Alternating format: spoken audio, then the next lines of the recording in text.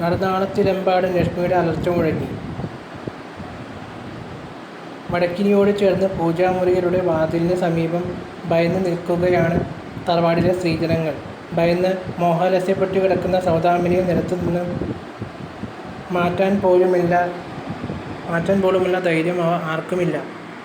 എന്നാൽ ശേഖരനാകട്ടെ ലക്ഷ്മിയുടെ ഭീകരരൂപം കണ്ട് അസ്തപ്രജ്ഞനായി പോയിരുന്നു.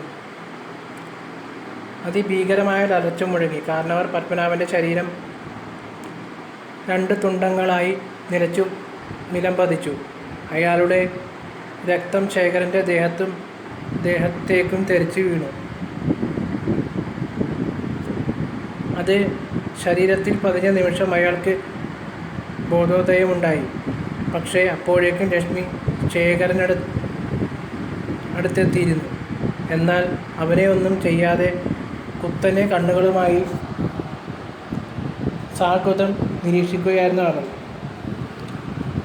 ഞങ്ങളെ എന്തിന് ഇങ്ങനെ കൊല്ലാക്കൊല ചെയ്യുന്നു? ഭയത്തോടെ വിക്കി അയാൾ ചോദിച്ചു. എന്തിനെന്നറിയണോ നിനക്ക്? അവൾ അലറി. ശേഖരൻ്റെ തിരുനെറ്റിയിൽ ലക്ഷ്മി തൻ്റെ കൂർത്ത നഖം മുട്ടിച്ചു.